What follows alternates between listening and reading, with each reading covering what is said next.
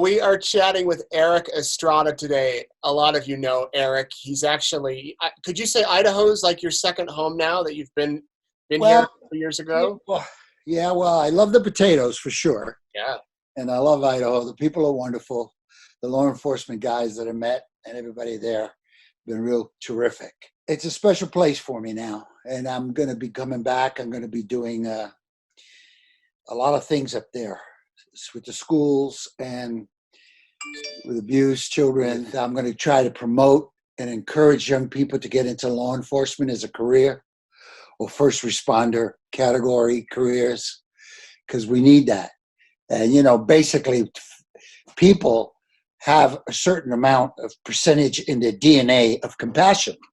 I want to tap into that, because you can't do this kind of work unless you are a compassionate person, and now with this coronavirus, we are experiencing a lot of people coming out and showing their compassion for fellow man by getting food to the elderly, doing GoFundMe pages to raise funds so they can buy food to take to first responders that are working in nursing homes, in hospitals. So it's been pretty nice how, unfortunately, it's a virus, a bad virus, invisible one, but it's bringing a lot of people out and bringing some of the best in people out. Yeah. Now you are at your home in Los Angeles. How Right. have you been handling the quarantine? Well, I spent a lot of time with my blow dryer. No. Your hair looks so good. Hey, it's the latest. No, it's real. It's a trick that I do. Okay. I did that trick years ago, and 30 years ago I did it on Van Wilder as an improv on the movie, and they kept it in. So everybody thinks I started the rumor that I'm bald, but I'm not. Well, there's no gray either.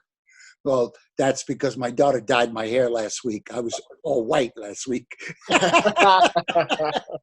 So you're obviously keeping busy dyeing your hair. Oh, dyeing my hair, blowing it out, hanging out with my kid. We're playing digital pool on the phone, hanging out with my two women, my wife and my daughter. We're having a great time. I got 5 dogs. I got a big backyard. I'm on top of a mountain. I overlook the valley, which is wonderful. So I don't feel boxed in.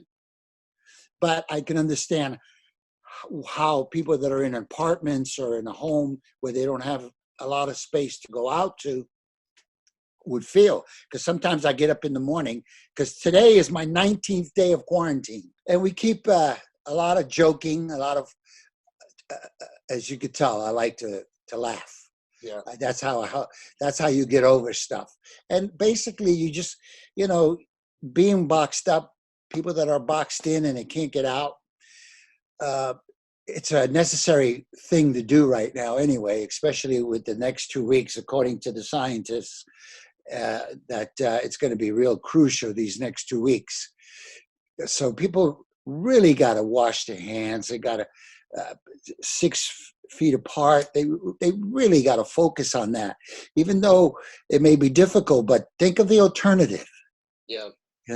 So they really got to focus. So I spent a lot of time with my dogs, with my wife and daughter. We just have a really good time hanging out. You got to make it. You got to make it happen. Now, Erik, everybody knows you for being the star in CHiPs. I think one year you were People Magazine's Sexiest Man Alive. You've had other roles throughout the years. I'm sure there's been some downtimes, though. I mean, there's a lot of people that need some encouragement right now. They're worried that this is the end or that there's no hope for the future. During the hard times in your life, how have you gotten through those hard times? The way you get through the other side is you think of the alternative to what the situation is. And just face it. If you got to do A, B, and C, do it. And just do it. Doing the process of elimination of what it is that's irking you and messing you up. Like, for instance, my mom, she passed 2 years ago. she was one of the reasons why I also got into acting, because I wanted to make enough money to get her out of the projects, Mhm. to get her out of the projects, because I wanted to be a New York City police officer all my life since I was 4. So I ended up getting bit by the acting bug, chasing a girl into some drama workshop, and and I told my mom, I said, look, I don't want to be a cop right now, so you got to live in the projects a little longer, ma. Ay, papa, no, mijo, please, no, we're gonna be roommates. I said, no, ma, I got to give it a shot. And so when I got into it, my goal was to make money, a lot of it, so I could get my mother out of there and have her living like the queen she was in my heart to me. Sure. And at 27, I got lucky because I said, look, if I don't hit financial wealth by the time I'm 30, where I can move you out and have you living well, I will come back, go to Albany, still be eligible to go to police academy, because 32 years old is New York, is a cutoff date to go to Albany Police Academy, New York City. And, you'll be my roommate. I get you out. So anyway, I got lucky with CHiPs at 27, and my mother lived very well until her last days. I took care of everything. She had a great view of Central Park for 30 years. Wow. And, she got really sick. She was in her 80s, 88, and she had enough of her illness and her being just worn out, and medicine and this and that. It takes a beating on you. Medication will beat the crap out of you if you take it forever, and you have to take it forever. It's just a different way of living. And so she was in the hospital. I went to the hospital, and I could tell she was going off on all the nurses. Get away from me. I could tell that she was so unhappy and had had enough. And she needed to be in her place that I bought for her 30 years ago. So I said, okay, Ma, I know what's wrong. I'll get you out of here. So I moved the hospital room to the apartment, and with the bed and everything and everything and everything. And in 4 days, she had a wonderful time listening to all her Latin beautiful music and all her favorite people, Perry Como, Engelbert Humperdinck, Tony Bennett, Frank Sinatra, Dean Martin, all her favorites, Yeah. and her Latin music. And she went with a smile. So the hard time for me was that I never really got to mourn my mom because I was too busy taking care of the difficult time. So when you attack what is difficult, you will get over it, and you'll feel it later. Because, when I, damn it. 1 minute. Anyway. All right. Anyway, I love my mom and I miss her. Yeah. And that's how you get over your difficult times, by attacking whatever it is. You get up, you grab your rifle, and you go. Yeah. Yeah. That's how I do it. That's all I know. Well, that's a great way to handle it. So she's been gone 2 years, and Yeah. obviously it's still close to your heart. Oh, yeah, man.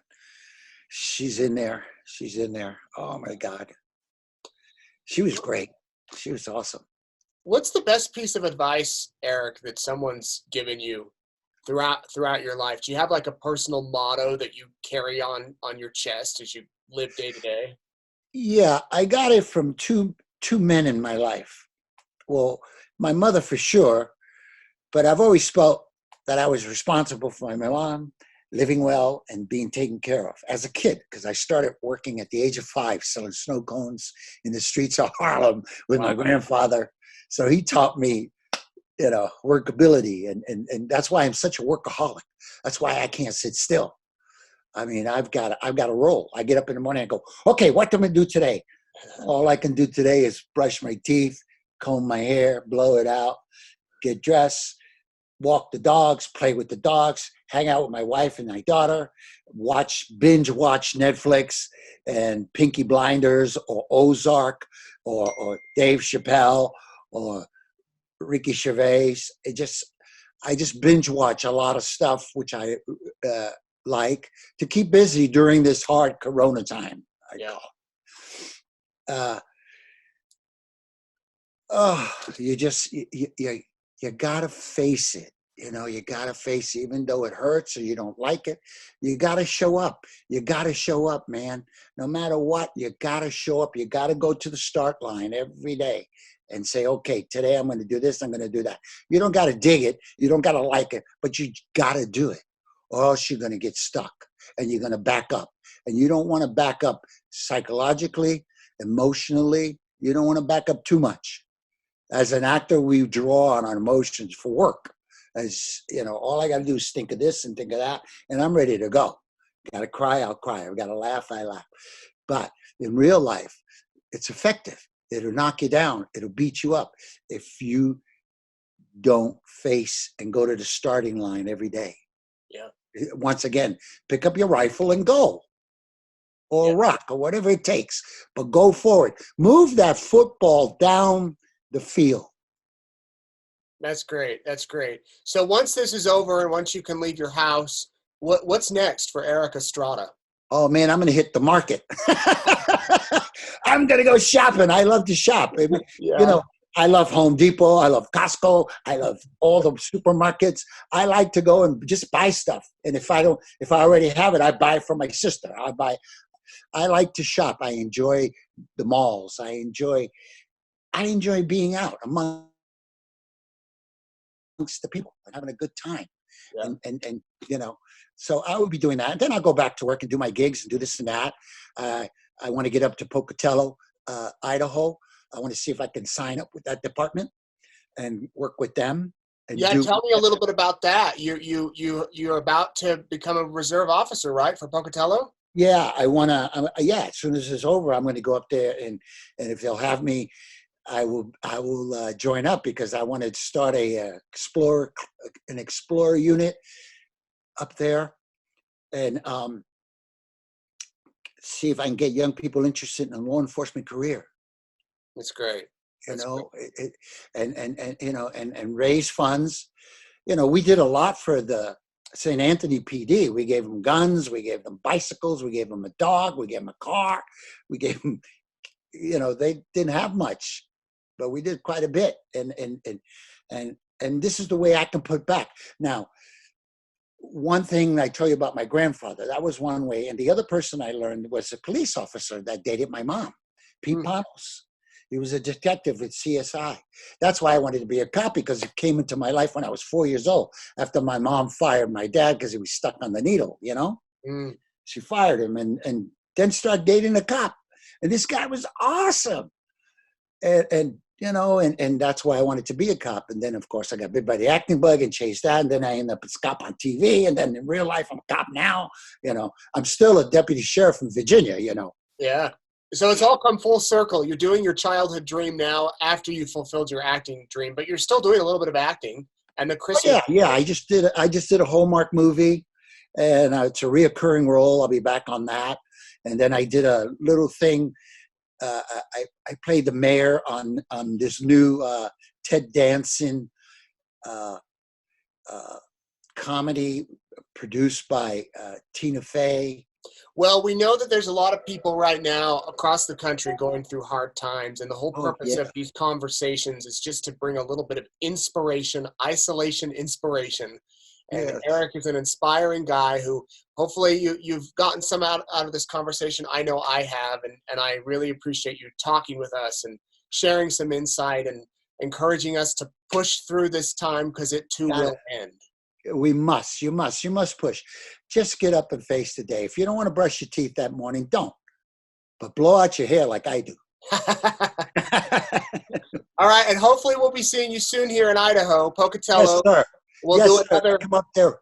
You got to take me to that pizza place. Yes. Well, we did the I'm Hotta for Erik Estrada contest, which we were here before. Had a great dinner there at 511 Main in Ashton. We'll do it again. Yes. All right. Erik, thanks so much. All the best to you and your family. Yeah, big hug and a kiss to everybody, but we can't kiss and we can't hug right now. Yes. When you come, we'll make up for that, all right? Yeah, and I'll go French on everybody next time. Okay, breaking news. Thanks, Erik. Take care. Bye.